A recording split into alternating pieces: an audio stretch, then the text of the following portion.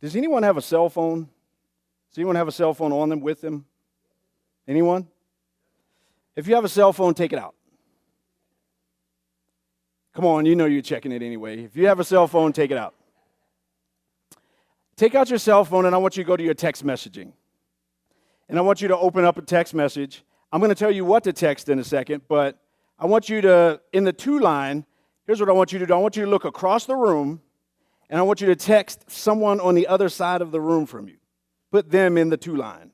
If you don't know anyone on the other side of the room, text someone else in your row. If you don't know anyone in your row, text this phone number, 303-717-3790. 303-717-3790. Here's what I want you to put in the body of the text. Put the word faith, F-A-I-T-H, space, the number 8, and then the period or decimal point, whatever you want to call it, and then the number 3, and hit send.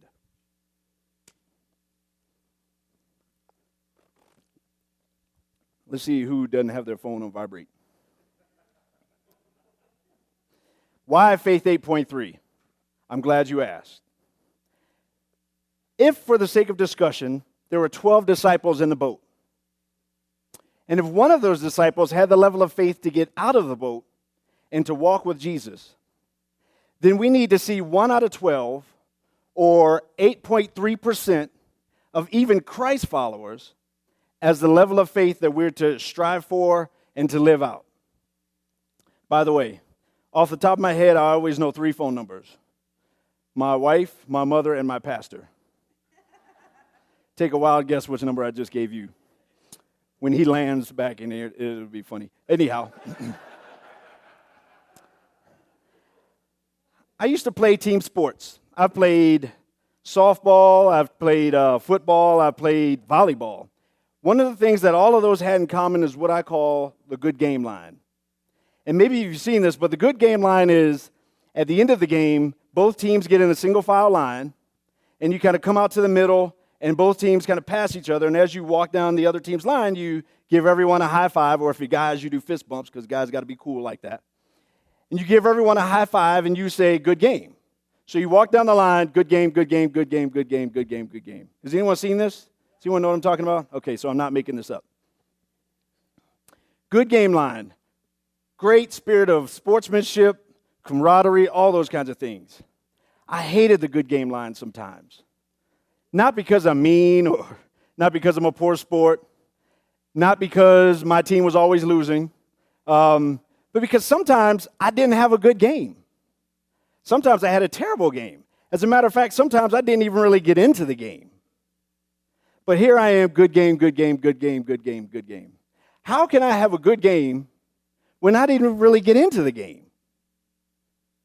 Our society kind of has a good game aspect to it sometimes. Our society, our culture, we can have a good game culture sometimes, where we can get to the point where we can celebrate almost anything. And we get to the point where we get comfortable celebrating even mediocrity. You finished 14th place out of 12 runners. Yes! Here's a medal. And everyone gets a trophy. Everyone on the team gets orange slices. The problem with this is this good game culture can creep into our spirit life. This good game culture can creep into our faith walk. We can get to the point where in our faith even, we get comfortable with mediocrity. We can get to the point where we get comfortable with just showing up. I mean, honestly, we can get to the point where we expect to be celebrated just for showing up to church. It's quiet. It's going to get real in here today. It's going to get definitely real. Now, I mean, how can I get excited about meeting God face to face and hearing, well done, good and faithful servant, if I haven't done anything well or good in my faithful service to him? Now, faith is important. Faith is important. It's key. It's vital, because without faith, it is impossible to please God. But faith without works is dead. Now, if you're here and maybe pleasing God is really not kind of in your life right now, maybe you're at the point where, you really haven't accepted Christ. Maybe you're even a non-believer, and maybe faith is kind of not even on your radar right now. If that's you, then just welcome to the conversation. You get to sit and kind of listen in on this conversation. And maybe this could help you kind of swing either way in your decision to believe or not believe. But there's a perfect example for this, a perfect example in the Bible. Can I show you? Good, because I'm going to do it anyway. Turn with me to the book of Matthew. Book of Matthew is on the right side of the Bible. First book of the New Testament, as a matter of fact. First of the Gospels. Turn with me to Matthew chapter 14. Matthew chapter 14, I'm going to start in verse 22. I'm going to start in verse 22, and I'm going to read 11 chapters. Just wanted to see who's paying attention. I'm going to read 11 verses. All right, here we go. Immediately, Jesus made the disciples get into the boat and go ahead of him to the other side while he dismissed the crowd. After he had dismissed them, he went up on a mountainside by himself to pray. Later that night, he was there alone, and the boat was already a considerable distance from land, buffeted by the waves because the wind was against it. Shortly before dawn, Jesus went out to them, walking on the lake. When the disciples saw him walking on the lake, they were terrified. "It's a ghost," they said, and cried out in fear. But Jesus immediately said to them, "Take courage, it is I. Don't be afraid." "Lord, if it is you," Peter replied, "tell me to come to you on the water." "Come," he said. Then Peter got down out of the boat, walked on water, and came towards Jesus. But when he saw the wind, he was afraid and, beginning to sink, cried out, "Lord, save me." Immediately Jesus reached out his hand and caught him. "You of little faith," he said, "why did you doubt?" And when they climbed into the boat, the wind died down. Then those who were in the boat worshiped him, saying, "Wow, truly you are the Son of God." They said, "Wow." And that's my translation anyway. That's the New Revised Kirk version. They said, "Wow." And here's why you need to know that 8.3% is the level we need to shoot for, because God acknowledges faith 8.3. And not only does God acknowledge faith 8.3, but faith 8.3 makes people say, "Wow."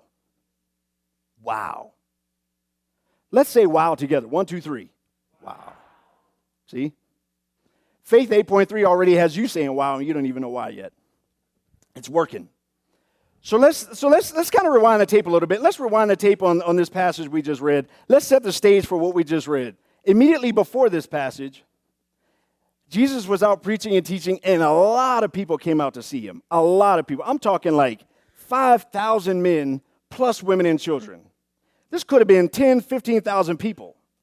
A lot of people came out to see him. The problem is they came out with no lunch, nothing to eat. I mean, there was no picnic. There was no box lunches. No one had rewards points from Jersey Mike's, nothing like that. And you never go anywhere without rewards points from Jersey Mike's. They came out to see him with nothing to eat. And Jesus fed all of those people. He fed all of those people with what? Does anyone know?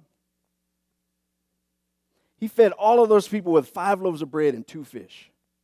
And there was 12 baskets of filet-o-fish sandwiches left over when they were done. And it was immediately after that he put the disciples in a boat and said, "Go on ahead of me across to the other side," while he went on a mountainside to pray alone by himself. Now, all afternoon goes by, all evening goes by, even all night goes by, because it says that just before dawn, Jesus went out to meet them on the water, walking on the water. When he got to them, there was a problem. They were stuck. They were stuck. Have you ever been stuck? Have you ever been stuck in life? Let me be specific. Have you ever been following God and stuck? Have you ever been in a place where you're not quite here, but you're not quite there? Or maybe you look at your life and you say, "I should be further along in this journey than I am now." Or maybe you're stuck. Maybe you have winds and the waves of life just crashing on you, just storms crashing on you. Maybe you've gotten a phone call that changed your life, and not for the better. if you can relate to this, I have a word of encouragement for you this morning. We serve a God that knows we can't get to him. We serve a God that knows we can't get to him, and so he comes to us. We serve a God that comes from heaven to earth for you. We serve a God that went from the earth to the cross to be with you forever. We serve a God that is Emmanuel, God with us. He chooses to be with you. Now, sometimes he can speak into your storm and the storm will go away. But sometimes he chooses to join us in these storms of life that we go through. His delay is not your demise. That's tweetable. I don't know where that came from. And when you get in these stormy situations in life, when you get in these stormy places, sometimes it can seem dark. I mean, really dark. Really dark. And when it's dark, the enemy comes in and tries to convince us that it is so dark because the sun is as far away from us as possible. Nothing could be further from the truth. When you're in those dark places, those dark times in life, it's not that the sun is as far away from you as possible. It's that dark because the sun is actually almost to where you are. See, it is always darkest just before dawn. And if you're in a dark place, all you have to do is look out to the sunrise. Look out to the sunrise that's coming over the horizon because the sun is coming for you, to be with you. But what happens when he shows up? What happens when he shows up? Because the disciples, they were terrorized. They cried out in fear. It is a ghost. See, it wasn't like they weren't expecting to see him. He sent them out ahead of him. It wasn't that they weren't expecting to see him. They weren't expecting to see him like this. And oftentimes when God shows up in our lives, it may not look like we would expect. And our reactions might not be what you would normally think our reactions would be. I can't tell you how many men I've talked to on the phone, I've been in a room with, I've been face to face with. And I've been across, just literally voice to ear with a man who struggles with a deep stronghold for which God has shown me how to get free from. And I tell that guy, today is your day. This is your year. This is your moment. This is the one you've been waiting for. Only for that guy to look at me and say, let me think about it. Let me pray about it. I'll get back to you on that one. You got to pray about it. Well, how many wives pray for their husbands year after year after year? Lord, heal him. Lord, save him. Lord, deliver him. Lord, set him free. Redeem him, Lord. And then when it happens, that changes into, wait a minute. Lord, I wanted you to save him so he could serve me, not you. How many single people pray for a mate, pray for a spouse year after year after year, and then when it happens, wait a minute, you mean I got to compromise? I can't just come and go when I want to? You mean you just going to leave them dishes in the sink like that? See, our reactions when God shows up is key and it's vital. And our reactions in those faith moments makes all the difference in the world. Because see, if you have a faith 8.3 mentality, if you have a faith 8.3 outlook, then when you see that moment like Peter saw the moment. Peter saw this moment and said, wait a minute, if Jesus is out there, what am I doing in here? And Peter, I love Peter. Peter is actually a lot like my son. He'll act first and think second. So Peter calls out and said, and I like it more in Peter sometimes than my son, but Peter called out and said, wait a minute, Lord, if it is you, tell me to come to you on the water. And with one word, Jesus called him out. But Jesus didn't just call him out of the boat. Jesus called him out of being extraordinary or ordinary to being extraordinary, out of being normal, being mediocre, to being a legend. And here's proof. I can prove that to you. Go back to Matthew 14. Read me one name of someone in the boat. You can't do it because history remembers faith 8.3.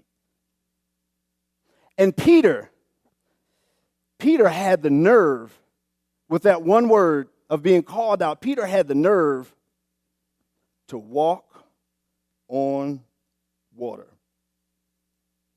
Peter had the nerve to walk on water. Wow. Somebody's going to get that later on. Wow. Now, in this moment, this is where you can insert probably just about every other sermon maybe you've heard in this passage, which is you get out of the comfort zone, you get onto the water, you focus on the winds and the waves of life and you sink. You focus on Jesus and you rise. You rise. Good topic. Rise. You focus on Jesus and you rise. Now, this is kind of the moment, and this part is huge. What Jesus says next is a game changer. What Jesus says next is a game changer because Jesus says to Peter, you of little, and I've been waiting for this part. I'm sorry, I'm a little bit excited about this part. He says to Peter, you of little faith, why did you doubt? And most people look at that and they see some kind of rebuke or condemnation or some kind of smackdown or something like that. Me, I tend to look at things too deep sometimes, I don't know. But when I look at that, I see that, wait a minute, Peter already heard Jesus preach and teach about the parable of the mustard seed. All you need is a little bit of faith. All you need is just a little bit. And so I hear Jesus saying, Peter, dude, you had it. You had the level of faith that you needed. You had the little bit of faith that you needed. You had the faith 8.3. Why did you doubt? Because guess what? Check this out. All 12 disciples had faith. All 12 disciples had faith. 11 of them had faith in the boat. One of them had faith in Jesus in this moment. 11 of them had faith in something of the world. One of them had faith in the one that created the world. That is like the mic drop. So here's the thing. What do you have faith in? Where is your faith? Is your faith of something in this world?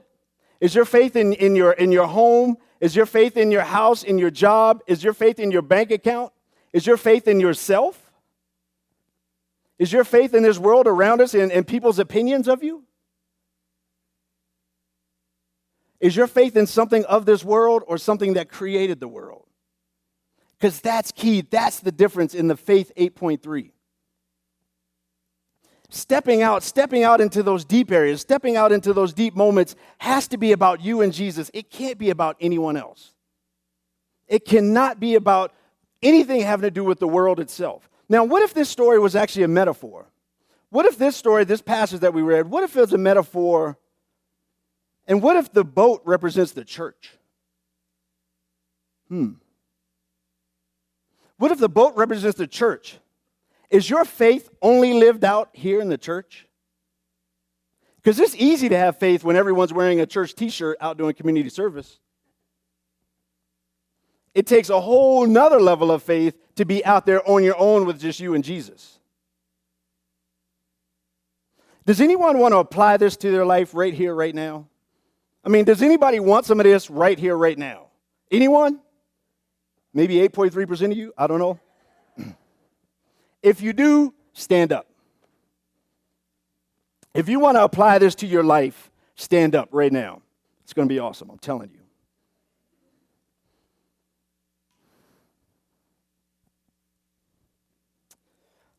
Don't worry, I'm not going to have you go into your wallet or go into your pocket and pull out your wallet. Although, no. Here's what we're going to do. If you are on this side of the room, in a minute, I'm going to say go, and the worship team is going to come up. If you are on this side of the room, I want you to move to a seat on that side of the room when I say go. And if you are on this side of the room, when I say go, I want you to move to a seat on that side of the room. Ready? Set. Leave all your stuff. Leave your stuff in the boat. There's no room outside the boat. This is between you and Jesus. Leave your stuff where it is. Stuff will hold you down. Stealth will weigh you down like an anchor in the boat. I don't know where that came from, but that's good. Ready, set, go.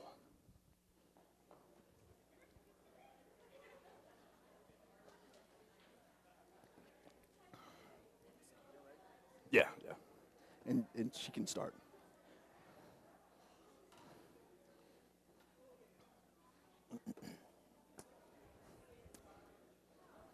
You can start playing.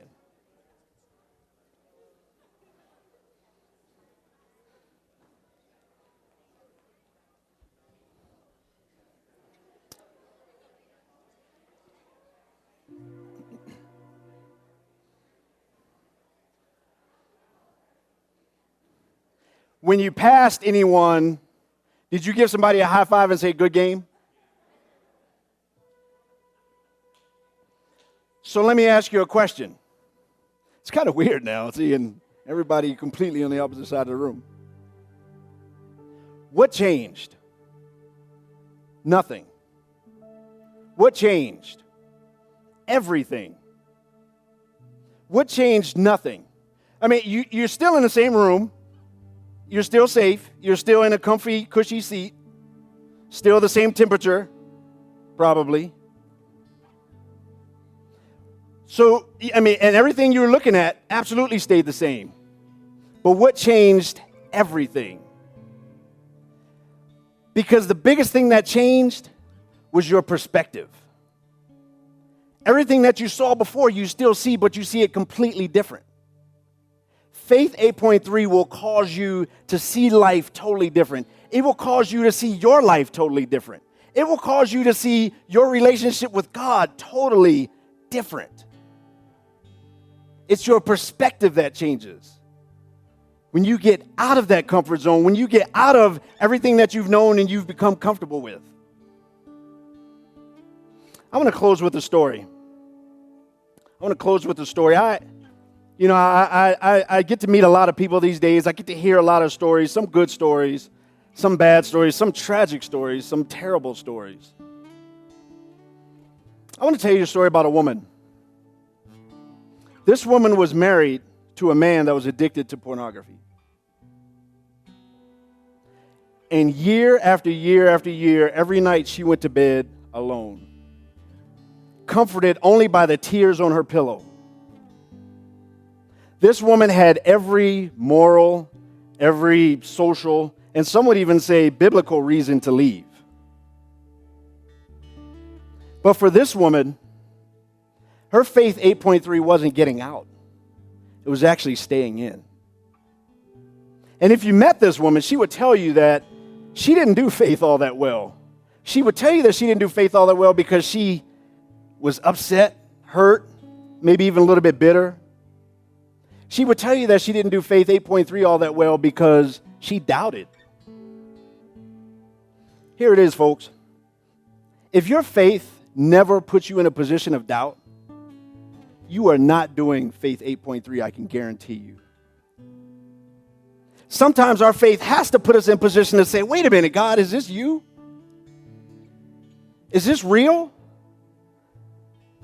God, is this going to work out or not, God? Because when you're in that place, you're outside of everything you've known. You're outside of everything comfortable. And that's what it's all about. That's where we need to get to. This woman is my wife, who ironically is not here today because she's at a Women of Faith conference.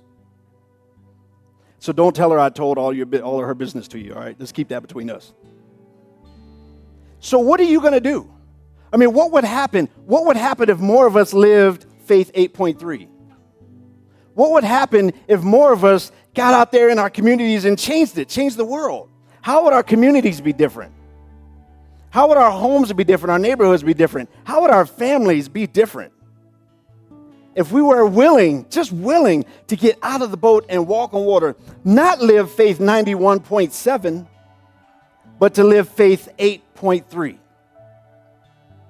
So when you walk out these doors and the winds and the waves of life start lapping against your legs, Ask the question, Lord, if it's you, tell me to come to you on the water. And put yourself in a position where you can only trust him in order for it to work out.